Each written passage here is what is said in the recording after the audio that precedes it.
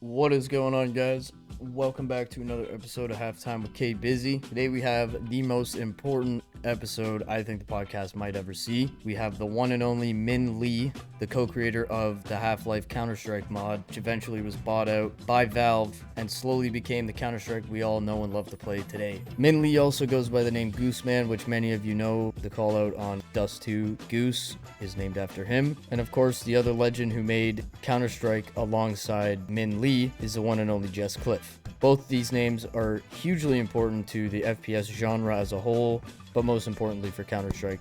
Today we go way back to the beginnings of Min Lee's life on how he moved from Vietnam to Canada at the age of 2 years old. We talk about his beginnings and what games he was inspired by when he was younger. We touch base on one of his first successful mods, the Navy SEALs mod for Quake, and then we dive right into Counter-Strike. And honestly, like, you guys are gonna love this episode. This was a huge honor. Show some love to Gooseman in the comments, please. And I could sit here and yap through the intro for a long time, but this is a long episode, so I'm just gonna stop it right here, and we're gonna get right into things. Thank you all for tuning in. We'll catch you on the outro.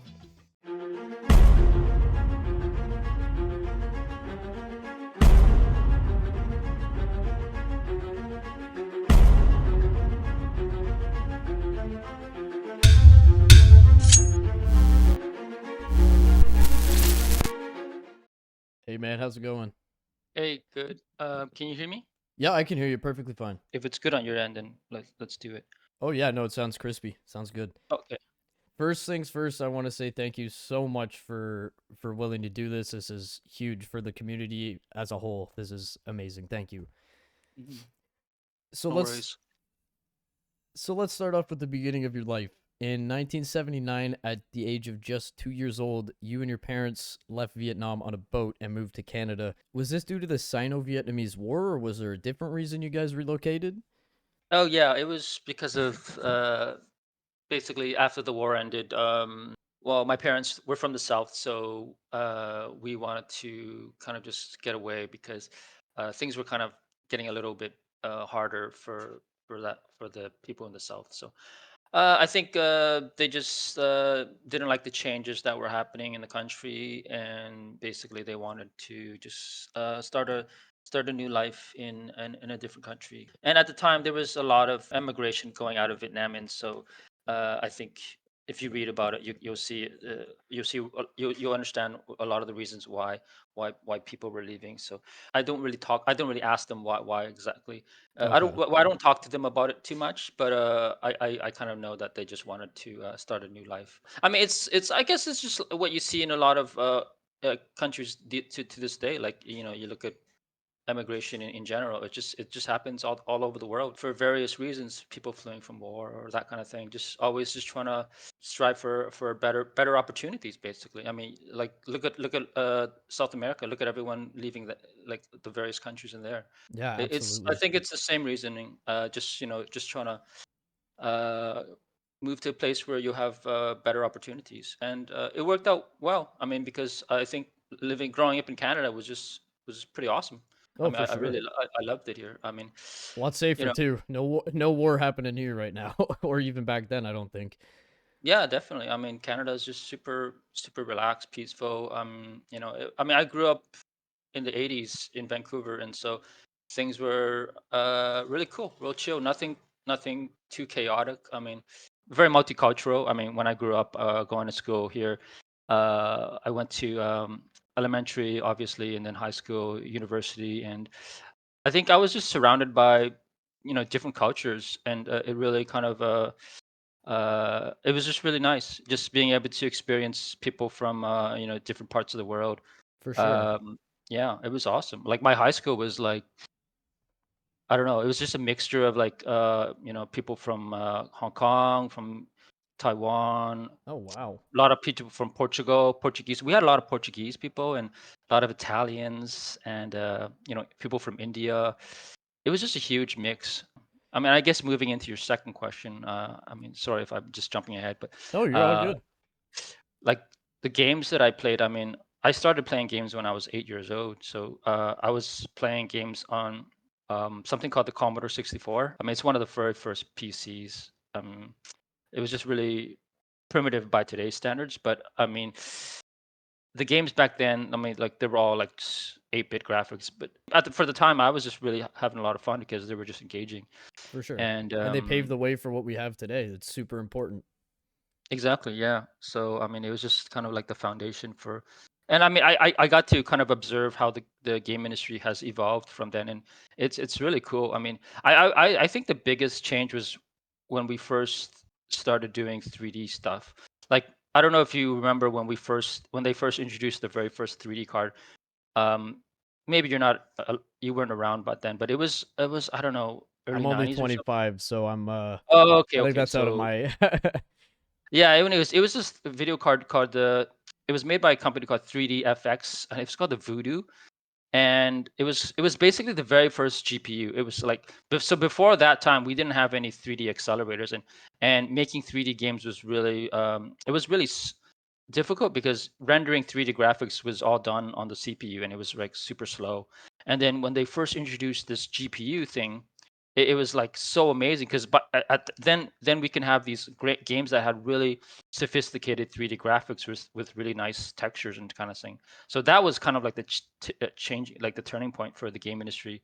I felt that when the first GPU was introduced, we started seeing games that just really started to look so much better, and it was amazing that the difference between, I mean, you'll have to Google it, but it's called the 3D effects Voodoo, and I think it came out in like the early 90s. Okay. Yeah, I'll definitely have to So look that up. That sounds really interesting. Very pivotal moment.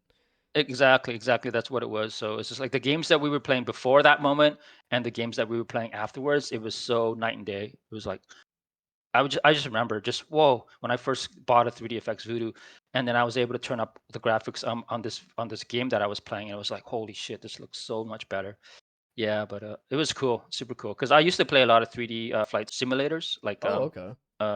yeah, just and back then in the 90s they were super realistic. I mean, compared to the stuff that people play today, like War Thunder. I mean, the stuff back then it was like you had to read like a 300-page manual to Oh, fully to fully understand them. But I was holy. just I was kind of a military freak, so I kind of enjoyed it. So I was just yeah, I loved it. That's awesome. I grew up mainly I vividly remember playing the Nintendo 64 was a huge part of my childhood. My uncle lent that to me as a kid and I had it till I was I don't know, maybe 15. That is the best console of all time as far as I'm concerned. Yeah. Other than that it was PlayStation 2, Xbox 360, that sort of thing. I didn't get into PCs until I was about heavily got into PCs probably when I was 16 and got my first job. But Mm. yeah, just even in my, in my time being on this earth, like gaming has come so far. Like it's so amazing. And it's continuing to go to levels that you couldn't even have imagined. Like it's a really cool thing to see. Mhm. Yeah, yeah, it's really amazing how quickly things evolve. I mean, if you think about it, it's only been like 30 or 40 years Yeah. since the yeah, I mean, like since the first Commodore 64, and just I mean, just when you look at the games back then, Commodore 64 in 40 years, and then we have stuff that we see right now, like Cyberpunk, with Yeah. like the full, I mean, all the shaders turned to max. That's crazy. I mean, I think in 40 years, it's gonna be pretty crazy to imagine what things are gonna be like. I grew up playing my dad would always tell me when I was younger this game called Doom and I was like, "What's Doom?" and all this stuff. And we had a Oh, game on we had yeah, Quake 64 for the Nintendo, which we'll get more into mm, Quake soon. Um yeah, but I started playing Quake 64 and I was a kid. I probably shouldn't even have been hmm playing it, but I got scared and stopped playing it.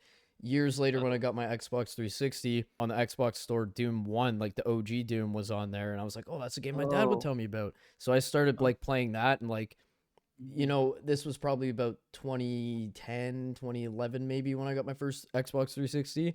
But I mhm, loved like the pioneer, like Doom is such an important game to the FPS genre, but gaming as a whole.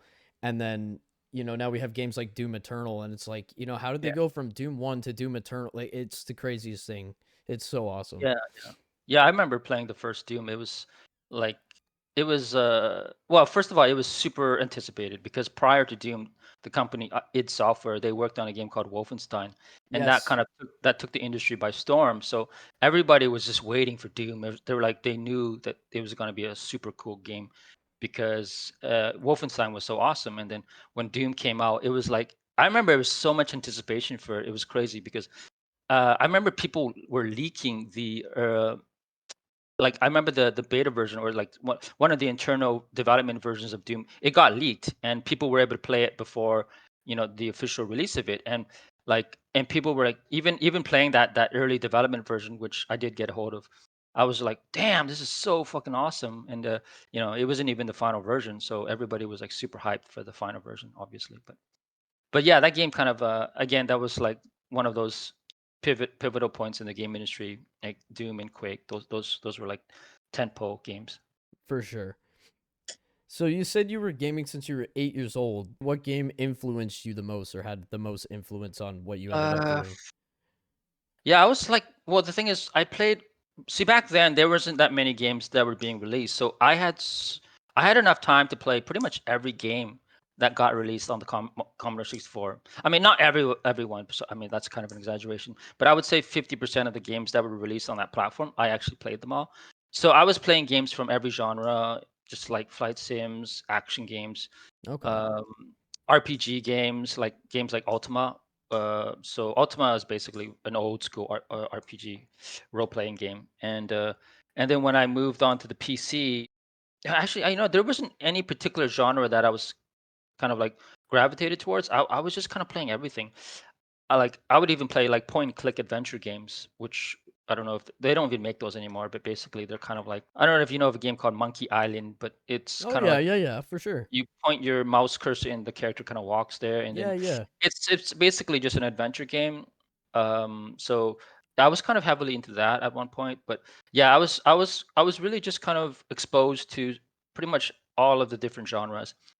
So, but I think if I had to pick a couple of genres that I was particularly keen on, it would probably be the ones that were like the military ones that were had like flight simulators, like tank simulators, so games that allow you to kind of use military hardware. Okay, I for was sure. kind of like I was kind of into that. I guess I was kind of like a military freak at the time.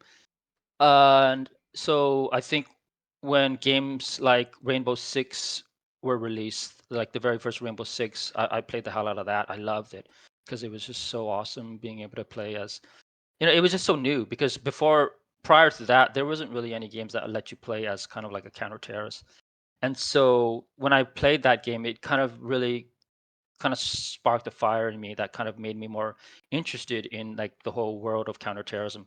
I thought it was really kind of mysterious and really kind of neat how it kind of worked. And so yeah, I mean, so that was a pretty big influence on me. And then when Quake and Unreal Tournament came out, I played a ton of those. Once like the tools for modern modding Quake came out, I spent more time modding games than I did playing games. So then at that time, I didn't really get a chance to play a lot of games as much. My time spent playing games kind of dwindled because prior to that, I was really heavy into the competitive scene for Quake. Like Oh, nice. I would play in clans and stuff. So I was pretty good, and I'm not tooting my horn, but I had really good like reflexes, and I was just like spending a lot of time just practicing.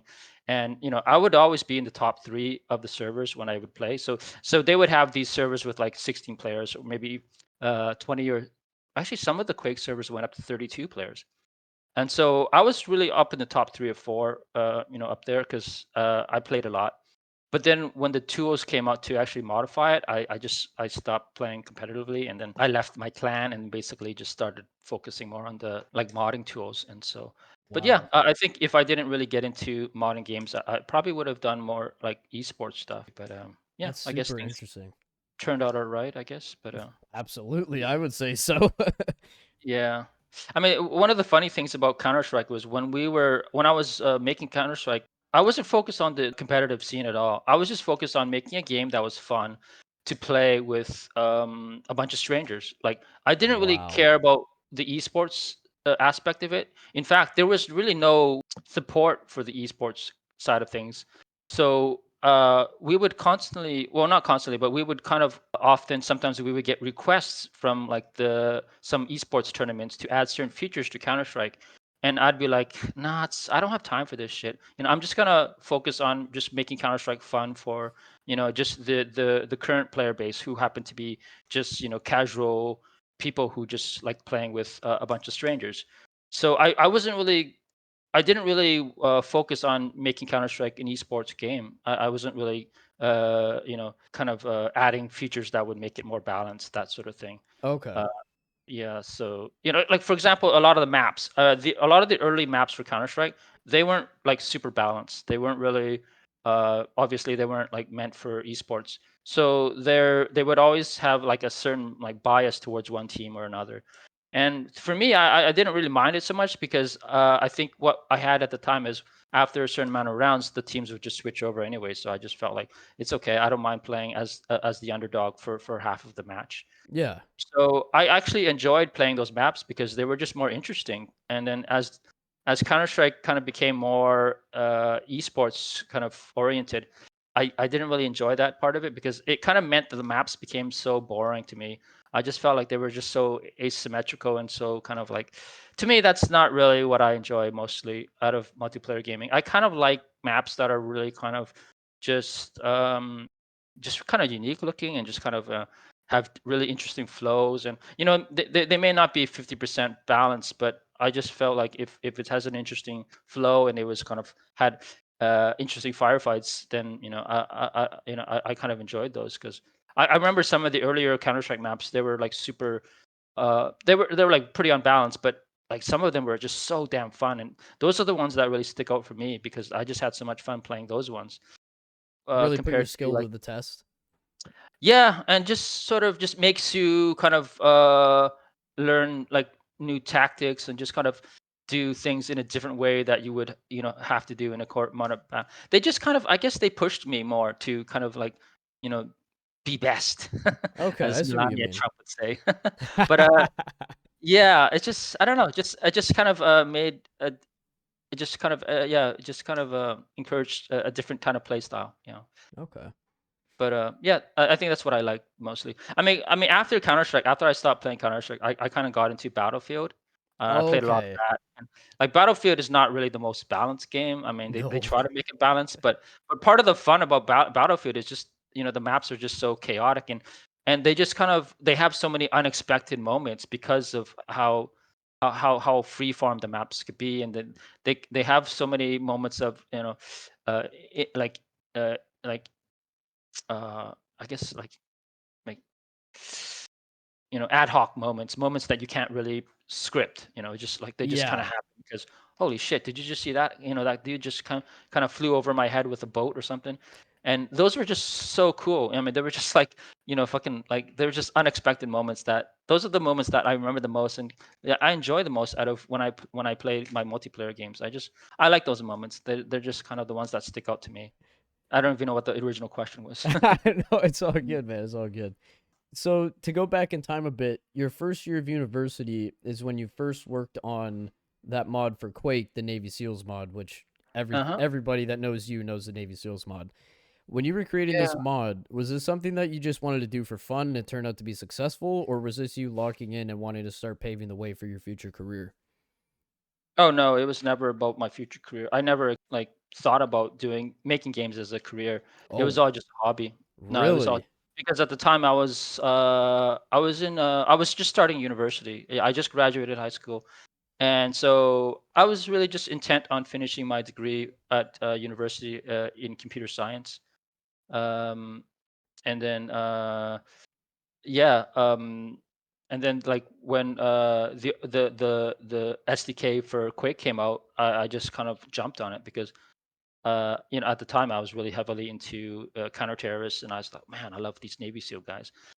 And yeah, basically I just grabbed the tools and just picked it up and just played around with it. I was Because prior to that I was always kind of artistic. I was kind of like I love drawing. I love kind of creating arts, and so So you've I always just had that kind of kind of creative aspect to you then? yeah. Yeah, I was Wow, always kind of okay. like I love just drawing, and I kind of got into comic books at one point. And Oh, nice. yeah, yeah, That's yeah. amazing. I didn't know all of this stuff about you. Like even to know the your whole artistic background and stuff. You've always just kind of let your creative mind run free, and like that just adds to all of this. Like there's so many layers to this that I don't think a lot of people know. I just think it's super unique and super interesting. Yeah, I was always into art. I love reading comics. Yeah, I love I was one of my favorite comics was like Wolverine, and yeah, I love reading X-Men comics. Nice. Um, but yeah, I was heavily into art and watched a lot of cartoons, like Japanese anime. Yeah, I was just really just a typical kid, I guess. Yeah, Right on. but I just love also drawing art. So I think maybe that's probably what helped me get into the game industry, or the just get into the modding industry, is because I was always kind of creative. I loved just creating things, and so I think when the opportunity came to actually make games, which is something that I loved, I was like, yeah, I'll jump on it. Like before id Software released the tools for like Doom and for Quake, like it was impossible for amateurs to even make a game, and like the thought of making a game never even entered my mind because I didn't even know what it involved. I thought you had to be like a super genius to make a game. I thought you had to be like, you had to go to school for 20 years, or you had to learn certain things for like, but I didn't understand like what it took to make a game. Yeah. So when they released the tools to work on Doom, I started to see the tools and I just realized, hey, wait a minute, this isn't so hard. I could figure this out. And so I spent a lot of time just learning those tools and just kind of reading a lot of articles from people in the community. They would just kind of explain, oh, this is how to create textures. This is how to create like a 3D model. And once I started picking that up, I started to realize making games was something that a normal person like myself could do. I didn't have to be like go to school for like 20, 30 years or something like that. Yeah, So for sure. it's kind of shed some light on what it meant to make games. And so yeah, it was kind of a huge turning point. And I'm really, really, you know, just grateful for id Software and just like John Carmack and the team there for opening that door. Because I mean, prior to that, game developers, like game publishers, they would never release their tools. Like they were like the fact that a company would release tools that allow people to modify their game, that was just such a novel concept. And For sure. it's something that id Software really just pioneered. And and I think that because of that, they really they blew the game industry wide open. Because prior to that, we had so few game developers, and then once those tools got released, like the entire world, you started seeing game developers just kind of prop up out of nowhere. And I mean, when you think about it, when I worked at Valve Software, like I would say 90% of the people that worked at Valve Software that worked on Half-Life, they came from a modding industry. They came from Oh, people no that worked on way. mods. Oh That's yeah, awesome. there was no game school that. I mean, at the time there was a few game schools, but those guys that made Half-Life, they never came from a game school. Like all of Wow. them came from the modding scene. Like they were all hired from like former Quake modders, former Doom modders, that kind of thing. That's so So, interesting. yeah. And I was going to ask you, with the success of the Navy SEALs mod for Quake, which was obviously very well received as the Action Quake 2 developers, picked you up and put you on the team, which led you to meet the almighty Jess Cliff, who you Mhm. ironically share the same birthday with, which is crazy. Yeah, that is weird. When I found out, I was like, "Damn, that was S- cool." Super Uh, amazing. I Um, I love I love Cliffy. He was, he was somebody that I just got along with so well. And his sense of humor was just like we just understood each other so well. So I really enjoyed working with him. And yeah, I really just like, as a person, I really thought he was just a great person. And I feel bad with what happened in recent times with how the yeah, media kind of portrayed him. bit of a I think sticky he had situation all it around. is, but I think he kind of got blown out of proportion. Like, he's not who they made him out to be like that. That was just really, Yeah. yeah, And I don't want to yeah. get into the politics of it or anything, but Mhm. there are some details if you care enough to look into the subject, anybody listening or watching, if you care enough to deep dive into the subject and look for details, there's certain details that make you kind of wonder what the media was trying to make this guy Exactly. look out to Yeah, be, you know? exactly. If you look into the details of it and you find out more about it, you realize the media didn't talk about certain aspects of the other side that makes you wonder, Jesus, this isn't as cut and dry as as what they were making it out to be. So yeah. And unfortunately, that's just what the media likes to do. They only like to portray the worst Yeah, things in their headlines so that they get yeah, clicks and they make money. And they're not telling the yeah. full story, painting pictures incorrectly. It is. It's It's pretty true. It's unfortunate true. because It this is is. people's lives and stuff. But Yeah, it is. It's just it's really it's sad. I mean, a lot of times, the other side doesn't get to have their say, and it's just, it's just really tragic to see that, mhm. you know. but I mean, aside, before all of that, I mean, working with him on Counter Strike, with working with Cliffy, we got along so well. And as a person, he was just really a great person to me. And yeah, I just felt like he was a big part of my career and just the success of Counter Strike. And just I really just enjoyed working with him, as a on a professional level and also on a personal level. He was just he was just a good guy for. And his sense of humor was just really something I jive with. I was like, we were always crack jokes about the community and stuff. So Oh, nice, yeah, nice. we always make light about certain people in the community, and it was funny. Just yeah, he's a big reason why Counter Strike was became the way it is. Yeah, And but because of both of you, we have Counter Strike, but he is the voice of Counter Strike. So that is, it's just yeah, amazing. The exactly. whole thing is just amazing. Yeah, I mean, he had a good voice for I don't know, it just he was voicing the announcer like go go go, and also the hostages. He did the voice for that too. And yeah, it was just it was he was really good at those things. And obviously he was a great community manager. He was able to kind of like communicate with all of the mappers, and basically kind of work with the mappers to kind of tweak the maps, and kind of improve upon like the just certain aspects of the levels that he felt that it was just kind of certain areas that looked kind of bad or just didn't play well. He would work with the mappers and just kind of like help them That's to awesome. improve upon those maps. And yeah, it was cool.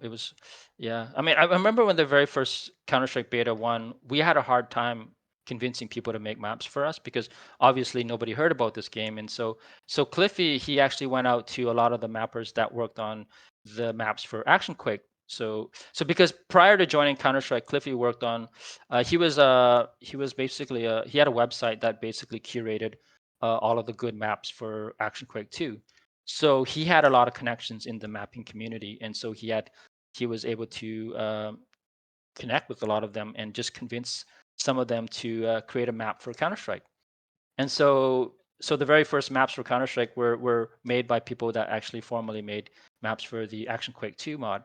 And Okay. so yeah, and so they weren't the best maps, but I mean they kind of captured the essence of what we wanted Counter Strike to be. So like for example, CS Mansion, that was like the very first Counter Strike map. And so it was just perfect for the hostage scenario, because it was like, okay, hostages in this house, let's get them out of there. And so I mean, just playing that really just kind of made it um it kind of sparked that whole interest in me, that okay, this is what I want the mod to be. I wanted it to be about these counter terrorists rescuing these hostages. And ever since that first map, we were able to kind of quickly you know kind of get more and better maps. And so yeah, after beta 1, like the success of beta 1 was pretty quick. Actually, we were able to generate a lot of buzz, and so the community grew quite quickly. And so after that, we were getting maps like submitted to us like every week. And Oh, like it was wow. so yeah, I mean, at the high point, I mean, we were getting about 100 maps sent to us a week. And so like What? obviously I didn't have time to go through all of them, so Cliffy would kind of like go through all of them and kind of filter out the ones that he felt had potential. And so it was generally around 10% of those maps. So basically he would just pick the best 10 of maps, and then he would kind of present them to me, and then we would play test them together, and kind of we would pick which ones we felt were candidates to be released in the next version. And so that's kind of the process involved in it. So we would get like tons of these map submissions. And the I think the unfortunate thing was there was a lot of maps that unfortunately didn't get a lot of playtime or didn't get a lot of exposure, because we couldn't include them. Like we had a certain limit on how many maps we could include in each version. So I think we only picked like 6 or 7 maps for each new version. And so it was difficult. It was difficult, like making the decision to not include certain maps. And I was kind of yeah, I was like there was a lot of maps that I liked, but unfortunately Cliff wasn't Cliffy's favorites. So there was some maps that I felt like, oh, this one's really cool, but unfortunately it didn't make the cut. So I mean, you got yeah, to I, pick I and choose when you're getting over 100 in a week. That's, yeah, just got yeah, to pick the exactly. best of the best. Yeah. I mean, so I think probably my biggest regret was just not having a better system where players were able to, play any map that they wanted to. And I wanted to have a system where the players can kind of choose which maps were the best, like kind of like kind of like a YouTube thumbs up, thumbs down kind of system. But unfortunately, we weren't really mm, good enough to, I guess, implement such a system. It would just have a require a lot of like work on our end. We would have to host a bunch of all of these maps, and it was just we didn't like at the time hosting a large amounts of data wasn't easy. Like we didn't have Google or we didn't have YouTube or any of that shit. So we had to like host we had to host these large files on like a on a server somewhere, and that costed money. Oh, So okay. there was a lot of limitations on how many maps we could make publicly available. So yeah. For sure. And I was gonna ask you as well, when you and um Jess originally met up and you guys like how did you guys come together to figure out, okay, let's make a mod for Half-Life called Counter-Strike? And Yeah. like what was the whole vision with that? Did you guys expect this to become incredibly popular and eventually get picked up by Valve most importantly, or was this again just like a passion like your Navy SEALs mod? No, it was. I mean, it always just starts out as a passion, and we never predict the future. We can never see how things turn out.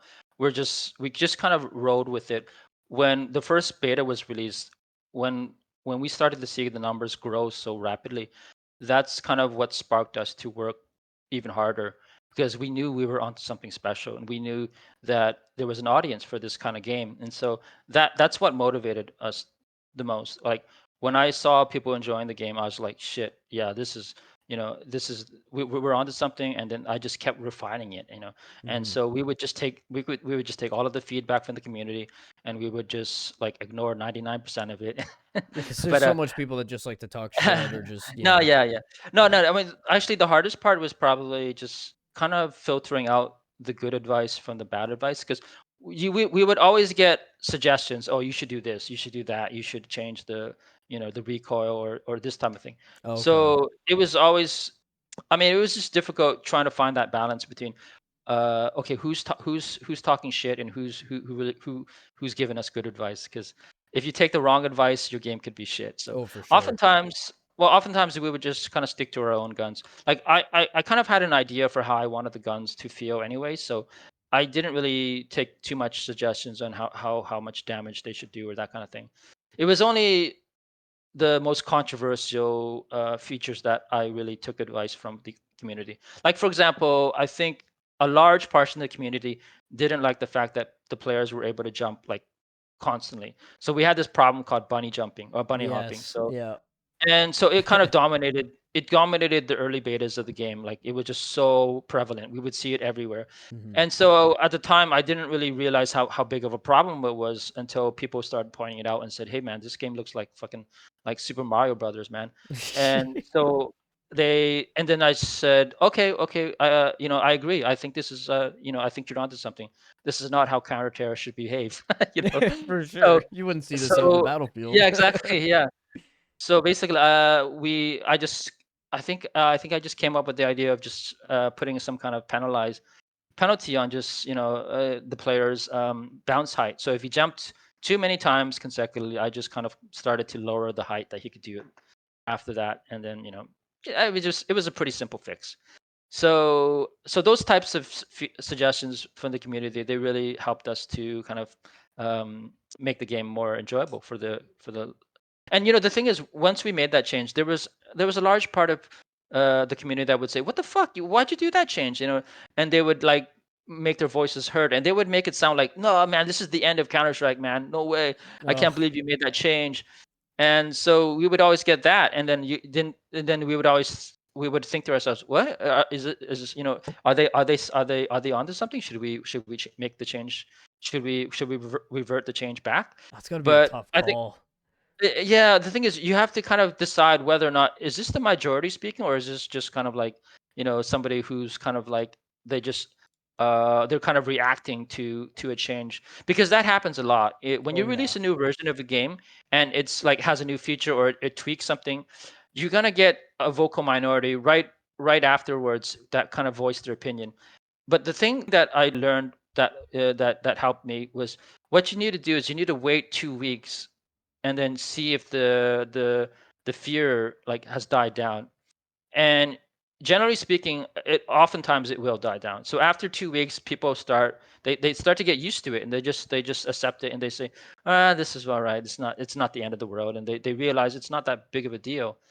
And so those are the metrics that I use to decide whether or not I made a good change or a bad change. Because there were times, I think there was a couple of changes that we made that people never stopped shutting up about. I was like, oh man, these guys, they just shut up, man. Yeah. But I realized, okay, maybe that was a bad change. And so what I ended up doing was I kind of let in. I just kind of broke into it. The thing is, I don't want to make that public knowledge. I don't care about talking about it now, but back in the day, I would not, obviously, I wouldn't say that. Okay, you guys got 2 weeks to shut up, or else, or else I'm going to change it back. Because obviously, they're just going to like keep screaming for 2 weeks. Yeah, So, but the thing is, I'll talk about it now because I don't make competitive games and I don't really bother. But that is generally the rule of thumb that I would use. I think a lot of game companies they do that as well. They kind of wait a couple weeks to see if the fear has died down. And hmm, generally speaking, if it hasn't died down, then they typically will kind of want to take a look at it, a second opinion on it. But yeah, I think that's generally the way we worked, and I think it worked. It really helped us a lot to understand which features really are annoying and which features were kind of acceptable. for sure. I So remember this one feature. Sorry, just that's real okay. quick. No worries. When we added the shield, at one point we added a shield in Counter Strike. Yes, It was yes. a big change, and like people were like, "Whoa, this is really this is totally fucking things up," and just the gameplay is becoming kind of like it was open up a lot of tactics that were kind of unbeatable, kind of. So I think we kind of gave it a good shot. We tried to make that balance, but in the end, we just removed it, and so that's an example of a feature that we couldn't get the community to accept, and so yeah, Yeah, yeah, and that's one of those things, like especially with today, now it's so easy, Valve posts an update and it seems like the entire world is just like, "Oh my god, this is so stupid." Everyone starts hopping on their yeah, keyboard and then right, everyone freaks out for like maybe a week and then after that no one's talking about it and it's like, people yeah, are just so quick to start judging and, "Oh my god, they made the yeah. self boost on Dust 2 right up the catwalk from CT, game breaking." Mhm. But Yeah, it seems that way. But then you play it for a week and you're like, oh, okay, you know what? It's not that bad. You just need to work new strats and you know yeah. whatever. Exactly. But Yeah, people exactly. just I mean, talk, you know. it's human nature. The thing is, I'm guilty of it myself. Because when I play Battlefield, like sometimes they'll make a patch and it changes the meta for a certain weapon that I would love that I used to play a lot, and I'm like, what the fuck? They nerfed my favorite gun. I'm like, I don't know if I want to play this anymore, and but Yeah. I'll stick with it, and then I'll start to kind of eventually I'll switch to another gun maybe, but like there's certain changes that I can accept, and there's certain changes that I just that will drive me to quit a game, I guess. But I think for Battlefield, I really enjoyed that game, and I think the only reason I stopped playing was because the hackers. That it was just I Oh, it's just bad in every Battlefield. fucking nuts, dude. I mean, I would say 50% of the time I played a game, there was a hacker. No, no, not 50, like probably 75. It just Really? got to the point where I couldn't jump on a game and not run into a hacker. And the hackers in Battlefield are worse than Counter Strike because Counter Strike's round based, and if someone hacks, you can sort of like it's pretty easy to spot, and it's like it's hard to hide. But in Battlefield, you have like 100 players, and there's just one dude just like killing you from and you're just spawning, and you're just dying, Oh yeah, and it's so it's like frustrating. yeah, yeah. So those are the worst ones that just completely destroy the game, and so it just I just got sick of it, and I feel bad for Dice because they had such a great game, but the fact that they couldn't really handle that cheating aspect of it is just, I mean, hacking has ruined a lot of multiplayer games, to be Oh, big honest. time. When Counter Strike 2 came out, like there was a lot of problems. Like they had the premier leaderboard. There was people, their names were getting ripped off, and it was going in numerical order. It would start at Uh, 1, the next one would be like 10, the one after would be like 15, and it's like, wait, where's all the other yeah, numbers? Everyone's getting banned. yeah. Like, Oh shit, really? So the guys, oh my god, that's crazy. But yeah, Yeah, I mean, at least Valve is kind of addressing the bans, and see, I think that's I think the fact that Valve are proactive about it, and they're kind of at least trying to fight the hackers. That's something that gives me confidence in playing the game. I think a lot of people just, especially again, like with the internet today, rather than, back when Counter Strike was first coming out, you hear from so many people so much faster in like the largest numbers. And I think when there's like a few months ago when cheaters were really bad, like you hear all of these people talking about it, and then maybe people that are kind of new to the game, that are maybe just in lobbies that they shouldn't be in because they're not the greatest rank in the world, Mm. they start calling cheats, and then everyone, it just starts snowballing, and people just make it Uh, worse than what it is. So I think yeah, there's a lot yeah, of that involved with it as well. But like there's always yeah. going to be cheaters in every game, it's going to be a thing. Yeah, yeah. Yeah, it's true. The thing is, when I played Counter Strike back in the day, I would play on a server where there would be a server admin. So there would be some Yes. dude watching the action. And so if some player was like just obviously hacking, he would get booted at that very moment while the match was going on. And those are the servers that I enjoyed playing. They were basically hosted by the community, and you don't have that anymore. You have like Nope. these matchmaking servers. You get put on a server with some random dudes, and there's no like, there's no community there. I miss that part of the gaming before, where you could choose a particular server you wanted to join, and I would always join the server that was being hosted like at a university like near my house, so my ping times are really good. So, Oh, and sure. there would always be an admin. He would always kind of watch over, and those were fun matches. We never had those issues. So yeah, so it's just sad that we don't have those systems in place these days. When you fast forward through all of the years of success with Counter Strike, can you describe to me what you have felt over the years of seeing the successes of games like Counter Strike Global Offensive and early version 1.6, which was hugely popular as well? What does that make you feel, seeing something that you've created get blown up into this huge light and is now, one of the most popular first person shooters of all time?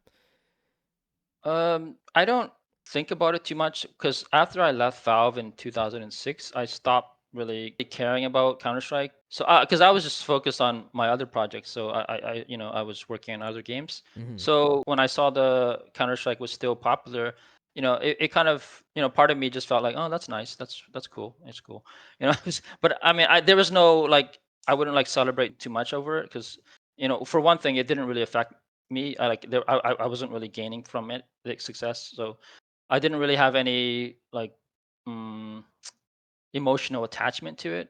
Okay. I wasn't like, oh, that's my baby. Yeah, go, go, go, go. More I didn't strictly really. business kind of attitude towards it.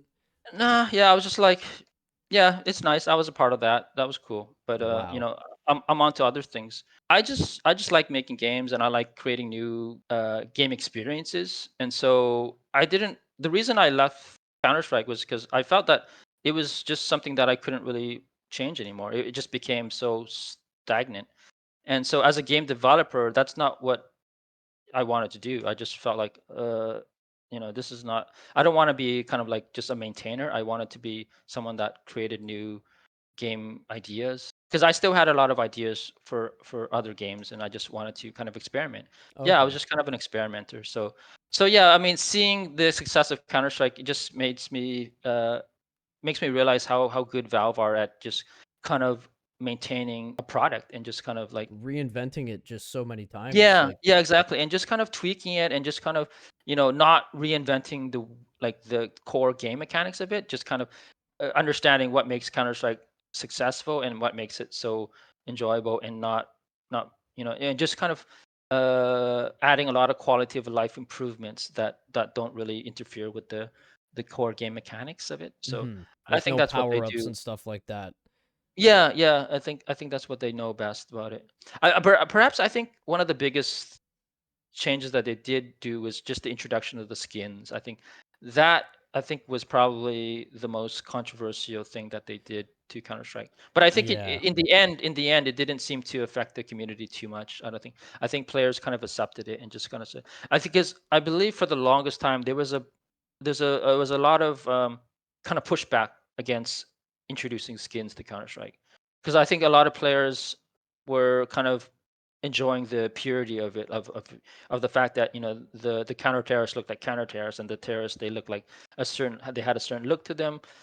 And so um I think when they introduced the weapon skins, that was, I guess that was okay, because people were like, oh, well, this doesn't really change the feel of Counter Strike. It's still, you still play as the SAS, or Just kind of a nice uh, cherry on top almost. yeah. But I think when, because I think there internally there was a lot of I think people wanted, well, I think there's a part of people that wanted to introduce like character skins, and I guess that was probably the biggest challenge.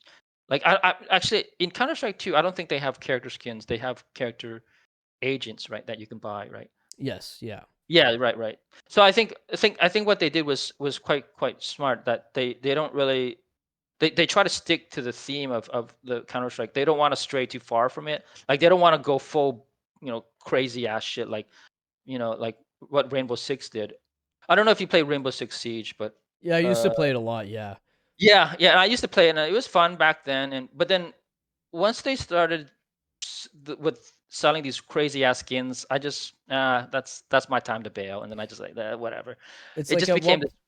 it's like at Yeah, what point are you trying to make it like, okay, let's get as much money from these people as yeah, possible, yeah, or, play yeah. the game to It, enjoy the game and have fun with it? Well, they started to, for me, because I played Counter. One of the reasons why I enjoyed Rainbow Six was, it made me it kind of immersed me in that environment. Oh, this is, I like, I was playing as like a certain like GIGN or something like that, and it kind of felt like I was about the counter-terrorist theme. And then once they started to stray from that, I was like, yeah, this isn't. It just became another like Overwatch to me, and Yeah, I you like know. I think they got Halo, like Master Chief from Halo in there now. It's like, okay, Oh no, they what? had they had crazy shit. They had like pink bears in there. It's like they were selling themselves out. I mean, I get it. It's Ubisoft. They got to make money, but Yeah. It is what there it comes is, a I time. guess. Yeah, I guess there comes a time where you should just. They should have just left the game as it is and just kind of moved on to a sequel, maybe. I don't know. But I mean, I'm not making the decisions over there. I don't want to judge them. I'm sure they were under some restrictions or some. They were probably getting pressured by people up in Yeah, the higher like chain of command, management or that whatever. yeah, exactly. They needed to make a certain amount of money, and this is, you got to start selling these skins, man, because wow. But yeah, it was really a turn off when I started seeing pink bunnies show up in the game, and I It was like, just gets a little ridiculous after a yeah, while. I Like know. And maybe for a plus, community event, but to buy one exactly. and have it whenever, it's like, okay, Oh come on, yeah, yeah. guys. For a community event, yeah, okay, I can understand it. But no, this was like permanent. I would see these pink bunnies jumping around, Yeah. and yeah, it just kind of destroyed the theme for me. And so yeah, I think what Counter Strike, or what Valve did with the agents, is really smart, because it allows them to have some control, some kind of like, kind of, they're trying to keep with the theme of Counter Strike and not stray too far from that. And And and ultimately, they're not flashy and like, mhm, bright colors and weird like yeah, animals yeah, and characters, exactly, yeah, they're smart about it. Because obviously that would kind of just make it. Because obviously, who would want to buy a pink skin? You would just kind of like show up so You'd be easily. So, sticking out like a sore thumb at yeah, that point. exactly. Yeah. I mean, yeah.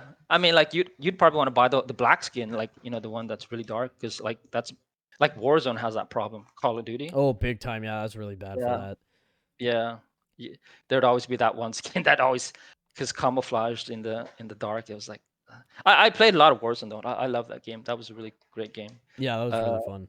It yeah. started to kill me when they started having when you got shot by these certain, red lasers, Oh, your body would disintegrate yeah. into this red dust. I'm like, Yeah. okay, Yeah. I'm done. I'm back to Yeah. Counter-Strike. Yeah. It started becoming Star Trek, and it was like, yeah, this is. Yeah, unfortunately, it sucks that games have to sell their theme like that, and they just have to sell their souls and just, hmm you know try to monetize themselves like that way. But yeah, it sucks. I mean, that's why I kind of like, I'm glad that there's games like Squad, or there's games like, Ready or Not, or like Insurgency, games that really um cater to a certain player base that really appreciates like that realism, or that, For that sure. that type, sticking to a certain theme and just kind of trying to immerse the player in that world.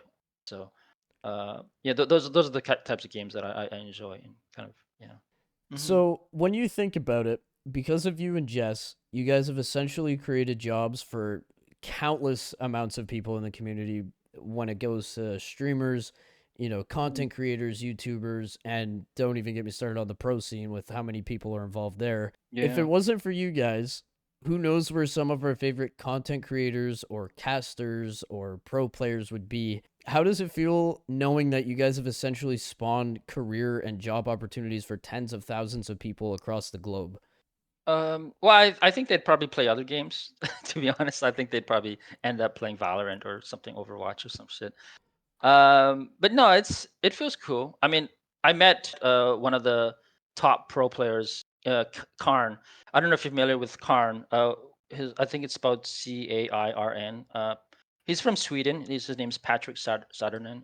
Okay. And yeah, I met him one time when I was in Europe, and I was like, "Oh man, he's a really cool guy." And he was super excited to see me, and I was like, "Wow, you know, this guy probably made a lot more money than I ever made." But it was just so cool meeting him because he was so down to earth, so humble, and it just felt good that I was able to be a part of his career and just be able to give him that opportunity to have his skills shine and just yeah, it feels good to be honest. I mean, like I kind of wish I made more money from Counter-Strike as I did. But when I see like people like yourself and like people that do well in Counter-Strike and they're doing well, it just makes me feel like I've done something that I was probably like a part of them and kind of help them to find some kind of value in their life and Absolutely. help them out in their careers and I think that kind of makes me feel better, and Yeah, then I because like without you yeah and Jess, like,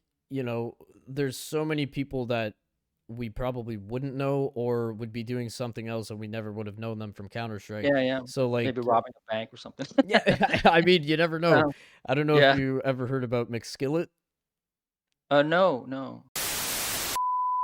Oh but shit. yeah, so Damn. there's Yeah, that's unfortunate things like that, but I'm trying yeah to shed a more yeah positive light to where no some of these people would be. Yeah, no, for sure. I mean, with anything, whenever something becomes big, there's always going to be tragedies like that. Yeah. I mean, there was actually a mapper actually that in the early days of Counter Strike, he was really popular. He made some of the best maps for Counter Strike. He made, my memory is so bad that I wish I can remember the maps he made. But he made like some of the like he was one of the best mappers. And actually, so his name is his nickname was Nothing. Well, I think after he made like 3 or 4 maps, he committed suicide, and I was like, Oh it my kind of god. sent. Yeah. So basically, and I mean, obviously, I didn't know it was gonna happen. I didn't really know him on a personal level because he was really quiet. But Okay. I just when I heard the news, I was so sad because to me it just felt like, man, this guy's so talented that he wasn't able to see the potential that he could have had because he could have been like incredible developer and he could have been like incredible mapper. But he was unfortunately he was facing some personal problems that Oh, that's a shame, man. he that just kind of took over his life. And yeah, I was just seeing people like that, just witnessing that tragedy was really Mhm. kind of a sad part. Yeah, I mean, yeah, so unfortunately, that was just one particular downside about being involved in Counter Strike. Sometimes you kind of you're exposed to certain uh, sad situations like that. Yeah. Yeah, very unfortunate. Condolences to his family, for sure. Yeah, That's no, super for sad. sure. It happened such a long time ago, but it really sent shockwaves through the community because he was so well known because of the maps that he made. He was like one of the most famous mappers, at one point because he was making such good maps. And so when people found out about the news, it just sent shockwaves through the community. Oh, that's a Uh, shame. It's unfortunate, man. It really sucks to yeah. hear young people, taking their lives, Oh before they yeah. can No, really for sure. even, grasp life. Like, I mean, Yeah, exactly. He was probably like 19 or 20. He was super oh, young. Jesus. So unfortunately, yeah, that's kind of the age where you don't really have, things happen in your life where it may be overwhelming and it's hard to kind of cope with if you don't have a good support system around you. So Yeah.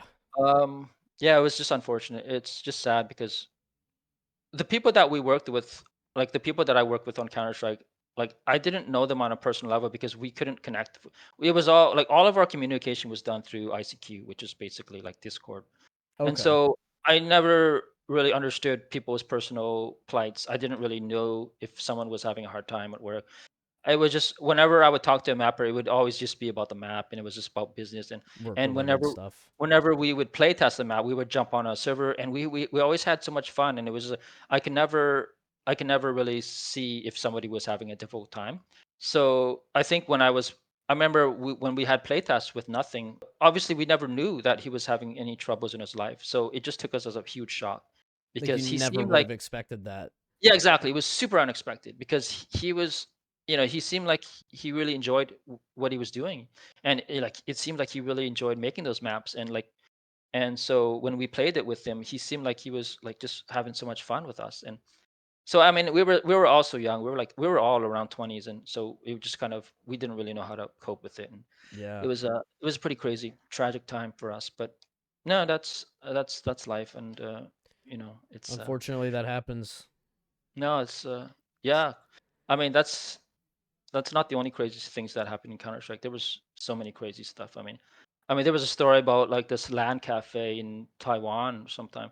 There was people were playing Counter Strike, and then one of the guys he just got super mad, and I think he went over and he stabbed another Oh. guy in the LAN center. And so yeah, it was just I think he died. He ended up dying, but Oh my I mean, god. yeah, it happens. You see that in other games as well. People unfortunately, just can't control themselves, right? Yeah. Wow. Yeah, it's probably not the only game for that to happen. So it's Oh, just, probably not. but no, I mean, like, yeah, stuff that happens over LAN parties. Yeah, LAN parties can get heated. Yeah, I've been involved in LAN parties, so Oh, I can. really? Yeah, things can get pretty tense, but that's just It's the name of the game. yeah, that's just the Competitive. name of the game. I mean, it happens at sporting events, dude. I mean, like Oh even like god. people that play hockey.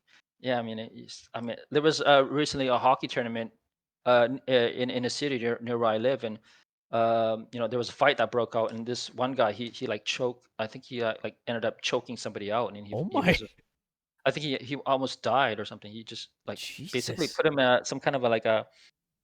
It's like a certain wrestling move. It's called a guillotine or Oh something, my, and then he put him in a guillotine in the yeah, stands? basically, What? yeah, and they were playing like they were in hockey gear, and I think he was a goalie, and so he basically put Oh the goalie my. in a guillotine, and the goalie passed out or something. Yeah, so yeah, it was. But anyways, that's just that's just Wow. sports emotion. I guess people can't handle it. Some of us can't Yeah. handle it. But So yeah, games bring out the bring out the worst in people sometimes. Yeah. so I'm interested to hear your take on the whole case opening gambling scene. I'm not sure how familiar with it that you Yeah, might be. the loot box thing, or not loot Yeah. boxes, but they're called crates in Counter Strike. So Um, there have been yeah, plenty of moments throughout the history of CS:GO where case opening has sparked a lot of tension and even legal issues with Valve. Obviously, yeah. this isn't something that you had just created when you made the Counter Strike mod for Half Life.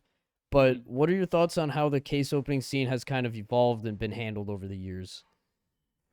Um, I you know, I guess it's easy for me to say, well, I wish they didn't introduce it, but I'm pretty sure they thought about it well enough, and they kind of did their research and stuff. So I don't want to pass judgment, and I don't want to say, oh, they shouldn't have done that, but Okay, and I'm not trying to get you to do that. Just so we're clear, I yeah, just wanted your I opinion mean, on it. That's it's all. unfortunate that I guess it became as big as because I think the original intent was just to have something where people can kind of like win close skins, and I thought the original intention was pure, and I thought it would be cool, and perhaps I don't think they're happy with how it's kind of evolved into something so a little bit too sinister, like where you're having these people like these controversies surrounding like the gambling side of things and just yeah, but I think the original intent was just to have something that was kind of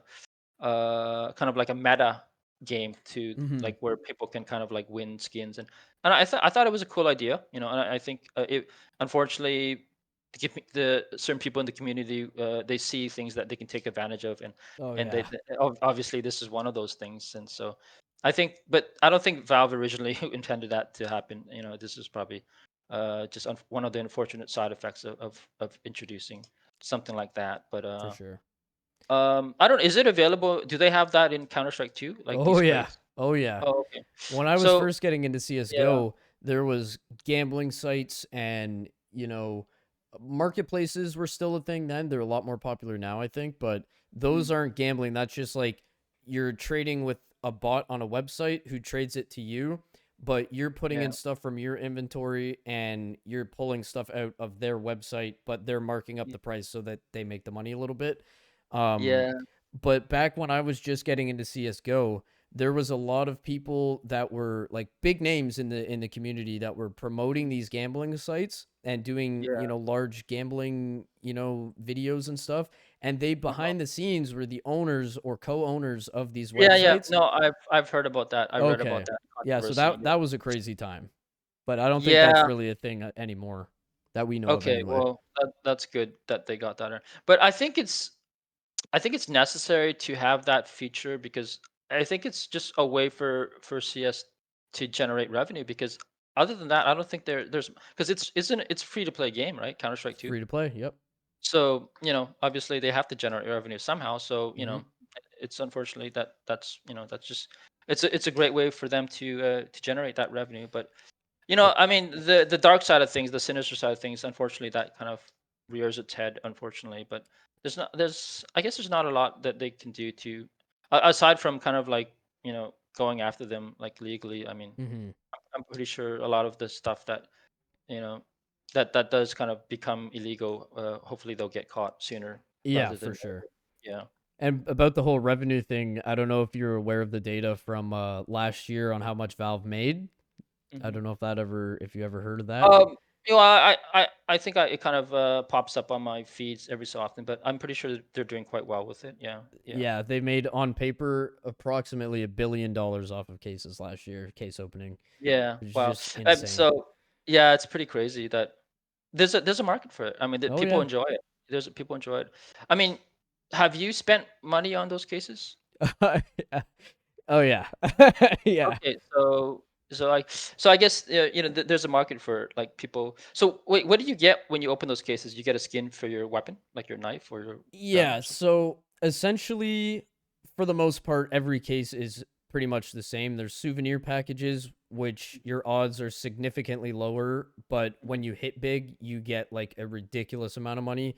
Then there's your regular cases, which is like you have your blues, which are super common, your purples are uncommon, your pinks are Mhm. like kind of rare, then your Okay. reds are like I think a 1% chance to hit a red, which is like you know, usually pretty good money depending on the case.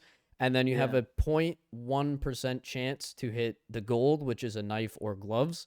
And that Okay. is pretty much when you're opening a case, that is 9 times out of 10 why you're opening it is to get that gold. But you'll almost never see it. I've been playing since Yeah.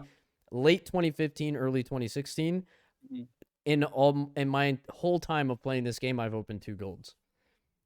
Mhm. Okay. So I haven't So it's opened, possible, but you just oh, it's haven't opened. possible. Yeah. Yeah. It's not like they're like because there's some game companies that will say, "Oh, you got a 0.1% chance," but you don't really know that, right? You don't know if it's point 0.1, so they'll just say that, but then in the back end, they're probably never giving those things out, right? Yeah, it But got to I a mean, point where at Valve least it's possible. Yeah. At least somebody's opening them up. Yeah. Yeah, it got to a point where Valve legally had to publicize the percentage The of algorithm. opening cases. Yeah. Okay, okay, yeah. Hmm. Okay, that makes sense. I guess that's cool.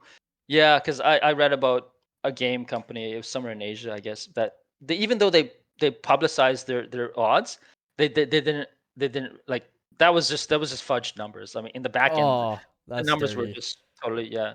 I mean, because it's just numbers, right? Unless you publish your algorithm, and it's just a bunch of numbers. You can say 0.1%, but what does it mean, if you don't? Yeah, if nobody really knows. But no, I think Valve are super honest about that. Oh They're yeah, they not got a lot to they're lose. not. I don't think they jeopardize that. No, no. I mean, from my experience, I think they're probably one of the most respectable game companies there are out there.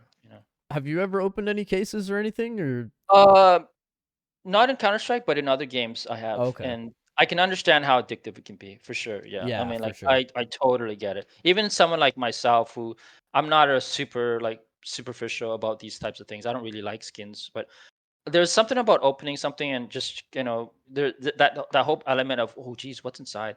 Even I kind of fall guilty to that, because I just want to see, if it's something I could sell, and that Mhm. maybe that's kind of cool. It's just that, that unknown factor. I think it exists in all of us. So so I can understand why it does so well in Counter Strike, and it makes sense to have it in there. So Yeah, for yeah. sure, especially for being free to play. Oh yeah, definitely. Yeah. Counter Strike was only the thing that started your career for the most part, obviously, besides the mods.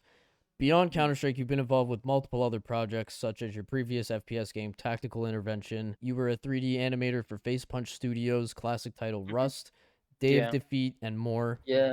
Mhm. What has it been like for you expanding outside of Counter Strike and being more hands on with different types of projects? Oh, okay. So I'll talk about each of those projects. So Day of Defeat was a project I worked on while I was at Valve. So I was good friends with I was good friends with, I would say, everybody at Valve. I just got along with everybody there, and I just really respected everyone there, and I just enjoyed everyone. But in particular, the guys at Day of Defeat, because they came from a modding community similar to Counter Strike, and so Valve hired them because they had worked on this mod called Day of Defeat, and so when Valve hired them, I met up with them just but by chance, because they were fans of Counter Strike, and we just got along so well because they were about my age, and we both, I think we all loved, we had a lot of shared interests. Like, I think one of the guys was so cool. He had a collection of guns, Oh, like wow. yeah. So he had like a bunch of these AK-47s, and he had a bunch of World War II guns as well, because he was a big World War II guy, because Day of Defeat is a World War II mod. So yeah, his name's Kelly Thornton. So he's a sound guy at Valve. I think he still works at Valve, Kelly Thornton.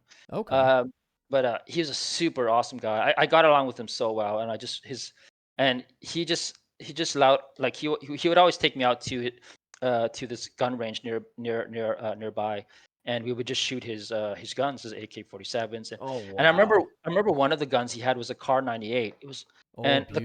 the Car 98 it's probably the most heavy hitting gun, a rifle, that I've shot, because it fires a bullet that's just so fucking painful to shoot, that, or maybe it was just the gun itself, because it was like, had this wood stock, and it Oh, had like yeah, no yeah.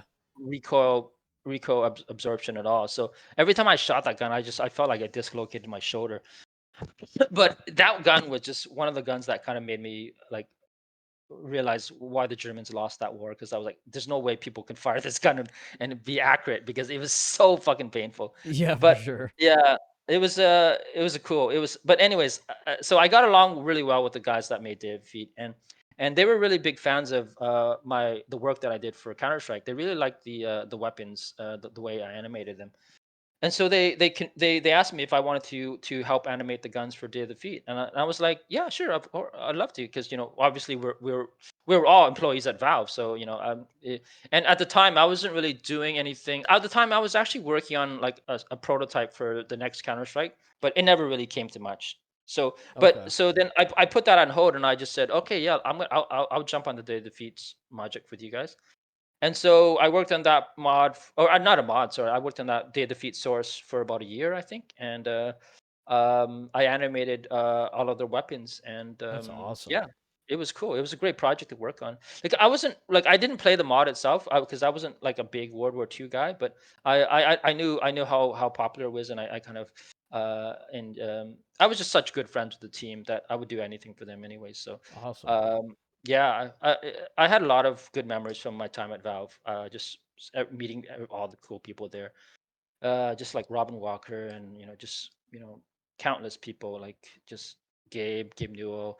Gabe was interesting though. He was very eccentric. Like, he was Oh, not like, yeah. sometimes we would go out to lunch, and he would ask like questions that were really kind of difficult to answer for me. Oh, really? Like, well, they were not simple questions like, "How's your day?" or like, "Hey, are you enjoying things here?"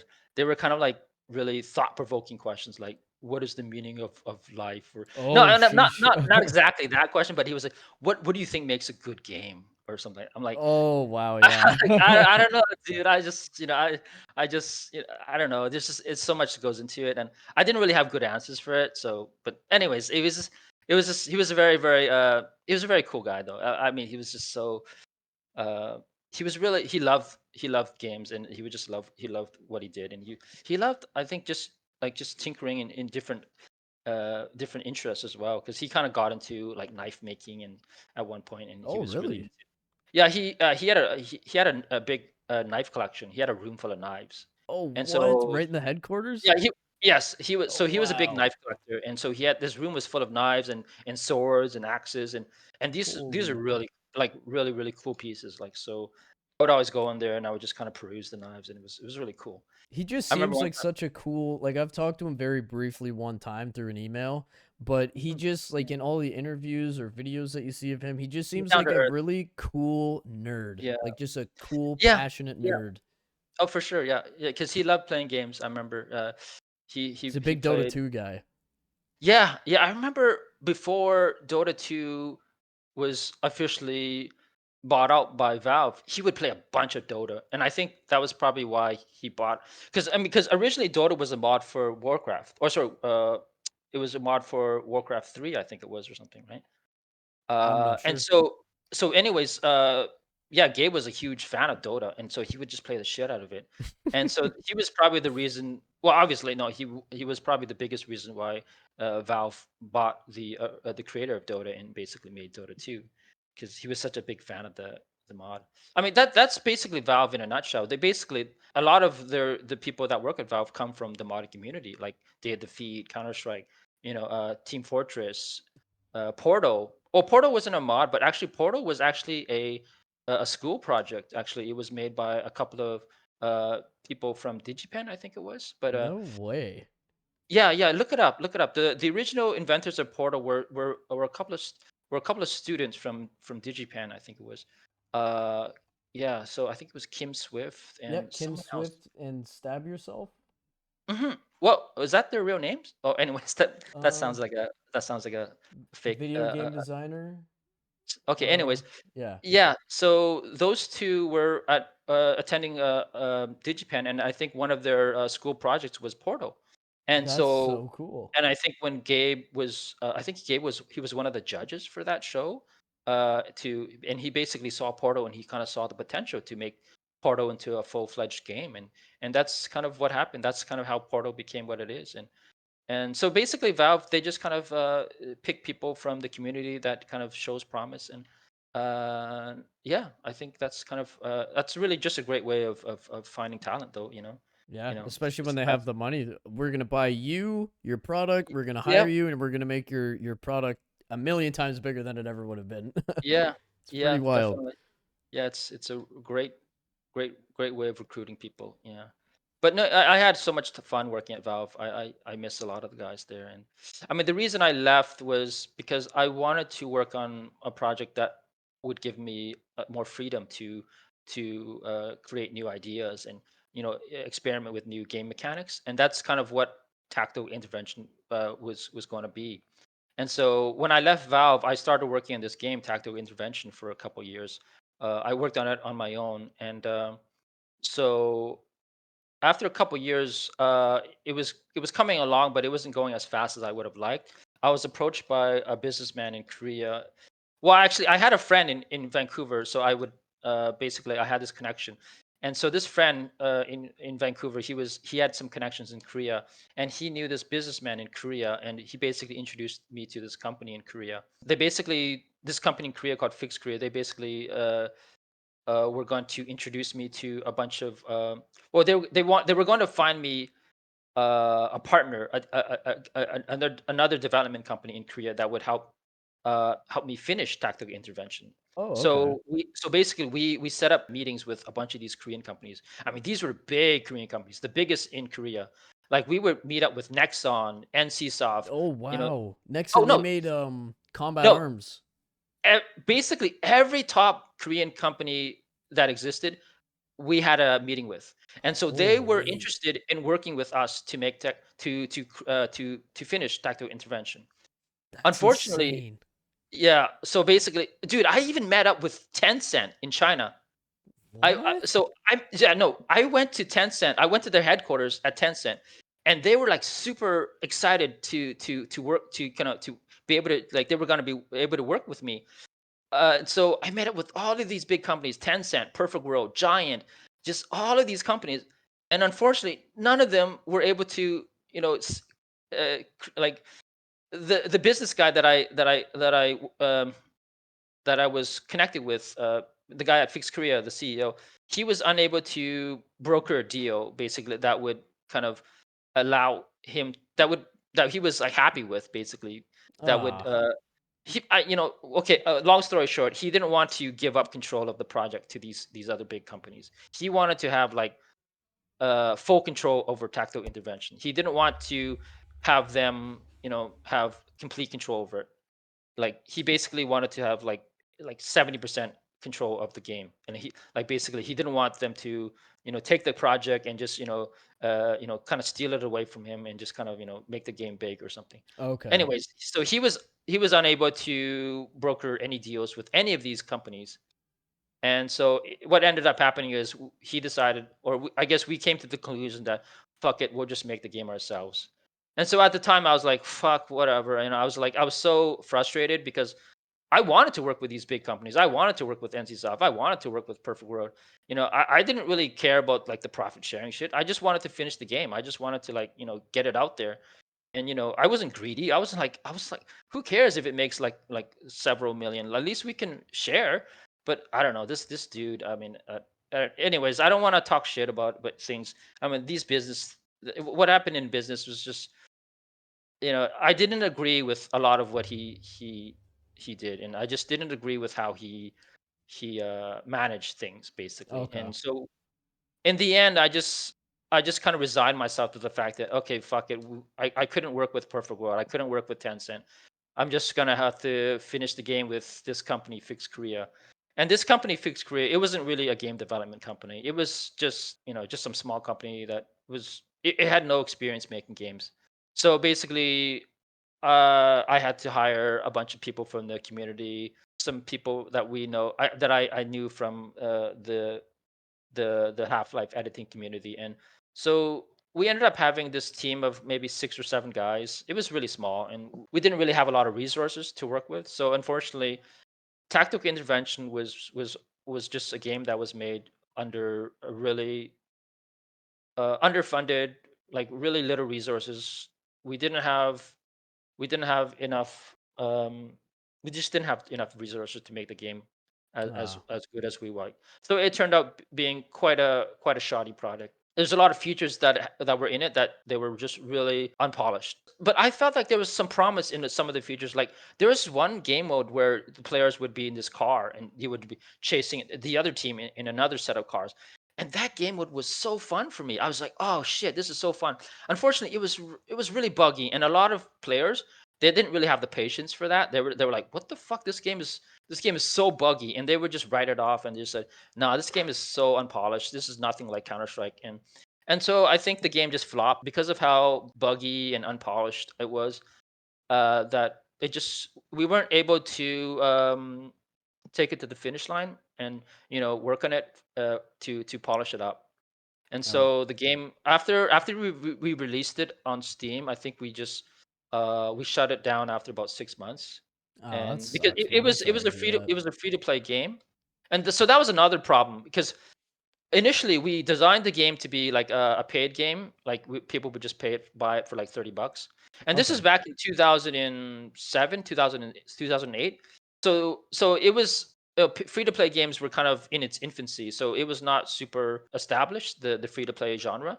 So basically we didn't really want to make a free to play game. We just wanted to make a simple package game, sell it for $30, and then that's it, kind of like Counter Strike or like Day of Defeat or something like that. Sure. And so when the decision to make it free to play came up, it was kind of made about, like, I would say 70% into the game's development. And so we had to kind of like redesign a bunch of the game mechanics and basically um kind of just come up with a lot of these cosmetic items that the player would buy. And so that added so much development time to our team. And we were such a small team that it just put so much work on our shoulders. And it was just yeah, that was just another element into why the development for that project was so labored and so Hmm. difficult. Well, But sorry yeah, to I hear it mean, didn't work out, but hey, you can't say that you didn't try. no, You know what I exactly. mean? Yeah.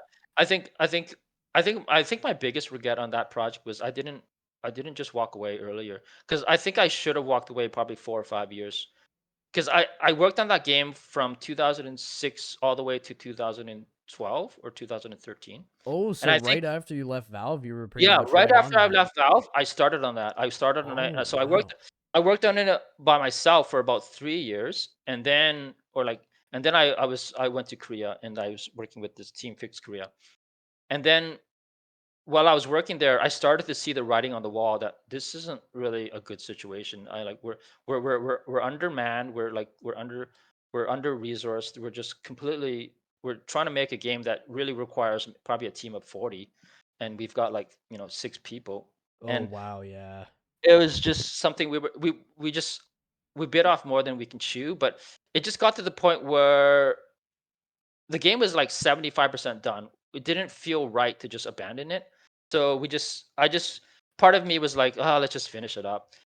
And then another year would come by, and then we're like, oh shit, we're almost there. We're almost there. And so we would keep telling ourselves that for another 3 or 4 years, and then finally, oh shit, it's done. Okay, might as well release it. So it was a really difficult development cycle for that game. But so after that flop, I was hired by Face Punch. I was introduced to Face Punch from a developer that actually he worked with me on tactical intervention, actually, because I hired this programmer to write the code for the vehicles for tactical intervention. So his name is Marino Berry, and so he goes by the nickname of Hulk. And actually, this guy, he created Rust. So basically, he was the creator of Rust, and so basically, he made Rust. And then I think Facepunch hired him because, oh, I'm not sure how he ended up at Facepunch, but so he had a relationship with me because I hired him to work on TI. And then after I left TI, he was a big fan of my work that I did for the weapons, and so he was a big fan of my work, and so he wanted to hire me, and so he convinced Facepunch to hire me as an animator for Rust, and so I spent about 3 or 4 years working at Rust. Yeah, I was working on the animations for the weapons and some of the characters as well. And I just helped out with. I didn't do much coding, but yeah, it was a really great project. I really That's enjoyed working awesome. at Facepunch. I mean, Gary Newman is such an awesome guy. One of the things about Gary Newman is he's such an open book. He's such an honest dude. Like when he says something, he's not like he doesn't have a hidden agenda. He's just so honest with you about things. And so That's super he would important. yeah, it helps in business, and also it helps because you know that what he says something you don't have to you don't have to second guess it. You don't have to think, oh, what did he really mean by that? He's telling No, you it's straight up. yeah, exactly. He was super straight up, and Awesome. he was a super down to earth guy, and he was uh, he was also a programmer, and he was just somebody that I really enjoyed working with because I just really respected him as a person and on a professional level as well because he was such a great programmer that super honest guy. And it's funny because I remember how sometimes he would be a bit too honest. He would talk about stuff about his like his bowel movements and stuff like that. No, he was just talking about, oh, I had a hard time shitting or something like that. And you're It's just just like, what weird the shit. hell? I was like, "Oh, okay, dude. I'm not sure I want to know about that, but it's okay. It's okay. Thanks for the It's cool." info, though, I guess. No, no, it's funny, but he was just so upfront and just so honest that he was such a genuine guy. That's and coming from Fixed Korea, I was surrounded by people that were just they would never tell me straight up, because there was a language barrier. I couldn't speak Korean, and so they would always, talk about things to their other business partners, and I didn't know what was going on. So Oh, I was like always, you were in the middle and they were communicating with each other, and you're just yeah, like, what the yeah, heck? So there was a lot of information that wasn't being relayed to me, and so it was just sort of. And then I would ask the CEO of Fixed Korea, well, what did they say? Did they like it? Did they want to work with us? And then he would just, don't worry about it, don't worry about it. Let me handle it. Let me handle it. Oh, I I hate was like, that. yeah, I was You like, need to dude, know. come That's on. why you're here. Well, Like, yeah, exactly. Yeah. So it's just like I just felt like I was being I was being hidden away from a lot of the important details. And so I think, he didn't trust me, I guess, well enough to kind of like be involved in the business side of things. And it was just frustrating. And so when I worked at Face Punch, and I when because the CEO of Face Punch is Gary Newman, so he's like basically the boss, but he's mhm. also like he's the most honest guy in the studio. So he's telling people straight up this is how he feels about certain things. And you Which is just what kind you of know. need. Like, that's what you Exactly. need. Yeah. Yeah. No. No. For sure. Like it's like, okay, this is how you feel. Great. If there's a problem, he'll tell you. And then you deal with it. You don't have to hide behind like you know gossip or anything like that. So it was such a refreshing environment to be in. Yeah, So for it was sure. just really great. So that's pretty much everything I had for you today, man. I can't express how appreciative I am for your time and, wanting to be a part of this and tell your story on my platform. It means a lot. I'm sure the Mhm. Counter-Strike community as well wants to give you a big thank you alongside myself and, of course, to Mhm. Jess because he is just equally as important, if you ask me. Yeah. Definitely. Your passion in game development is something that will be cemented in history and forever remembered. For the last part of my show, I usually like to have the guest run the outro by shouting people out, or if there's anything at all you just want to share, the floor is yours. Okay, so just thanks for having me. It's been a pretty enjoyable conversation. I really enjoyed it. I'm glad to hear that. Um, yeah, thanks for having me, and it was fun. It was great fun. Yeah. Best of luck with your channel, and if you're ever in Vancouver, give me a shout. Yeah. Yeah, for sure. Hey, I might even have to make a special trip out there one day. You never know. Thank you guys so much for watching today's episode. I am absolutely honored to have the one and only on the podcast. If Jess Cliff somehow sees this and wants to come on the show, please feel free to email me at kbuzzycs@gmail.com. My email is in the description. I would love to have you on as well. Min Lee was so nice to me and was so interested in doing the show, and I can't thank him enough because, it doesn't get much bigger than him. This was definitely a podcast I was nervous to do because I wanted to touch a lot of bases and cover as much as possible with Gooseman today, but there's so much to talk about. We could probably do another 16 podcasts and still be talking about stuff. So maybe we'll have him back on again in the future. If you guys would like to see him back on again in the future, comment down below which topics you think we should touch on next. And of course, don't forget to like the video and subscribe. I'm currently working on getting podcasts out on things like Apple Podcasts and Spotify, but I'm having a lot of trouble figuring out how to get my RSS feed, and I don't know. It's a bit of a nightmare, but I'm trying to figure it out, and I'm hoping by the end of the year we will have podcasts out on all platforms. I'm also going to be planning on releasing merch by the end of the year. I'm hoping by December-ish I will have it out. If you guys want specific podcast merch, please drop suggestions in the comments. I'm open to hearing anything and want to accommodate anybody who wants to support my journey here. So that's going to be it for today. Huge love and respect to Min Lee, and huge love and respect to you guys for watching, because without you guys, what is a halftime podcast? So thank you guys all once again. Have a great day. Until next time, fellas.